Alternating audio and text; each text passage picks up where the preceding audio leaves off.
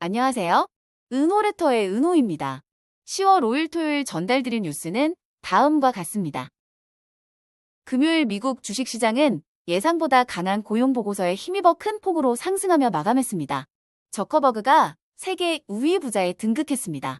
중국 주식시장은 베이징의 대규모 부양책 발표 이후 큰 상승세를 보였지만 일부 전문가들은 버블 위험에 대해 경고했습니다.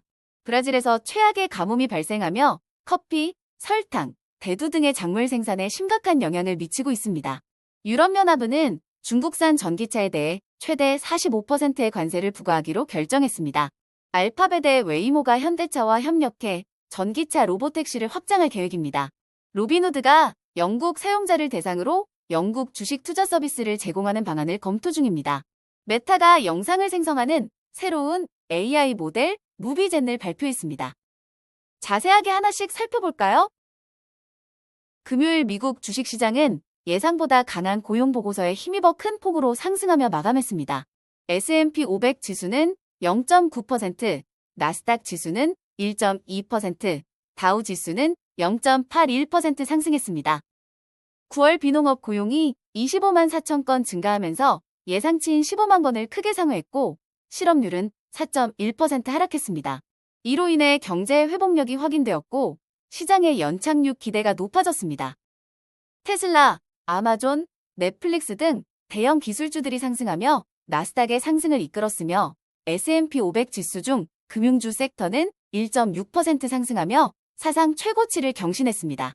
소형주 지수인 러셀 2000도 1.5% 상승하며 전반적인 시장 상승세를 반영했습니다. 이번 주 초반에는 중동의 지정학적 긴장으로 불안정한 출발을 보였지만 금요일 강세로 주간 기준 모든 주요 지수는 소폭 상승 마감했습니다. 유가는 중동 분쟁의 영향으로 이번 주에 약 9% 상승했고 에너지주도 이에 따라 강세를 보이며 이번 주 7% 상승했습니다. 연준의 금리 인하 전망은 낮아졌으나 인플레이션 우려는 여전히 존재하는 상태입니다.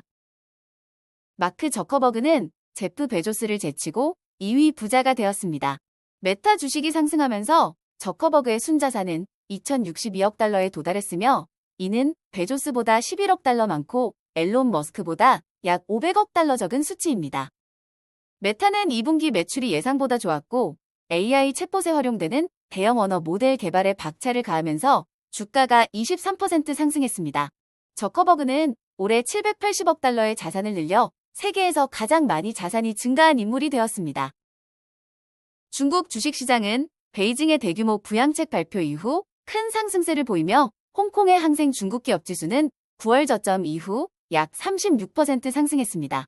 주요 투자자와 전략가들은 추가적인 재정 부양책과 소비 회복 여부가 앞으로의 시장을 결정할 것으로 보고 있습니다. 하지만 일부 전문가들은 이번 상승이 일시적일 수 있다며 2015년과 같은 버블 붕괴의 위험을 경고하고 있습니다. GQG 파트너스의 라지브 자이는 이번 랠리가 일시적이며 경제 회복이 기대에 미치지 못할 가능성이 높다고 경고했습니다.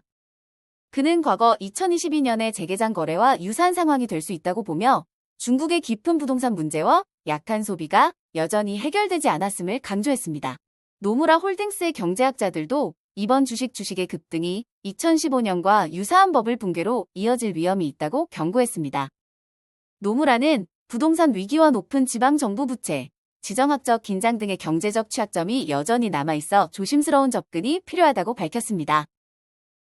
브라질에서 최악의 가뭄이 발생하며 커피, 설탕, 대두 등의 작물 생산에 심각한 영향을 미치고 있습니다.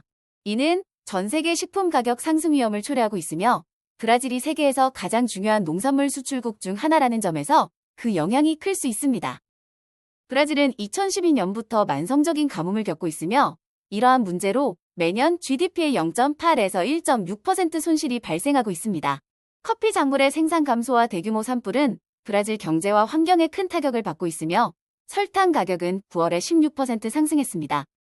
수력 발전에 크게 의존하는 브라질은 가뭄으로 인해 전기 요금도 오르고 있으며 이는 인플레이션 압력으로 작용하고 있습니다. 유럽연합은 중국산 전기차에 대해 최대 45%의 관세를 부과하기로 결정했습니다. 이번 조치는 중국이 불공정하게 자국 산업을 보조했다는 조사 결과에 따른 것이며 이에 대해 중국은 유럽의 자동차와 유제품 등에 대해 보복 관세를 위협하고 있습니다. 독일을 포함한 일부 회원국들은 무역 갈등을 우려해 반대했으나 다수의 찬성으로 관세 부과가 결정됐습니다. 이번 관세는 향후 5년간 적용될 예정이며 유럽 내 중국 전기차 판매 감소로 이어질 가능성이 큽니다. 이에 대응해 중국 전기차 제조업체들은 유럽 내 공장 건설을 고려하고 있습니다. 독일 자동차 제조사들은 이번 관세가 유럽과 독일 자동차 산업에 부정적인 영향을 미칠 수 있다며 반대의 목소리를 냈습니다. 알파벳의 웨이모가 현대차와 협력해 전기차 로보택시를 확장할 계획입니다. 현대의 아이오닉5 SUV를 웨이모의 자율주행 기술로 개조해 2025년 말부터 도로 테스트를 시작할 예정입니다. 웨이모는 이미 제규어 랜드로버와 지리의 EV 브랜드 지커 차량을 사용하고 있으며 현대와의 협력이 기존 차량을 대체하는 것은 아닙니다. 웨이모는 현재 샌프란시스코와 피닉스 지역에서 서비스를 운영 중이며 올해 샌프란시스코에서 대기 없이 누구나 이용 가능하도록 서비스를 확대했습니다. 웨이모는 또한 자율주행 기술에 대한 회의론과 규제에도 불구하고 수십억 달러의 투자를 계획 중입니다. 로빈후드가 영국 사용자를 대상으로 영국 주식 투자 서비스를 제공하는 방안을 검토 중입니다. 이미 올해 초 6,000개 이상의 미국 주식에 대해 수수료 없는 거래를 영국에서 제공하기 시작했으며 곧 마진 거래도 도입할 계획입니다. 로빈후드는 영국에서 다중 통화 지갑 지원과 런던 증권거래소 거래를 목표로 하고 있으며 영국 시장에서 옵션 거래에 대한 수요도 크다고 밝혔습니다. 팬데믹 이후 거래 활동이 감소하면서 성장 가능성을 찾아 해외 시장으로 확장하고 있으며 올해 로빈후드의 주가는 76% 상승했습니다. 메타가 새로운 AI 모델 무비젠을 발표했습니다. 이 모델은 사용자 입력에 따라 사실적인 비디오와 오디오 클립을 생성할 수 있으며 동물 수영 영상부터 사람의 실제 사진을 활용한 그림 그리기 영상까지 만들 수 있습니다. 무비젠은 배경음악과 효과음을 생성해 영상에 맞춰 동기화할 수 있고 기존 영상도 편집할 수 있습니다.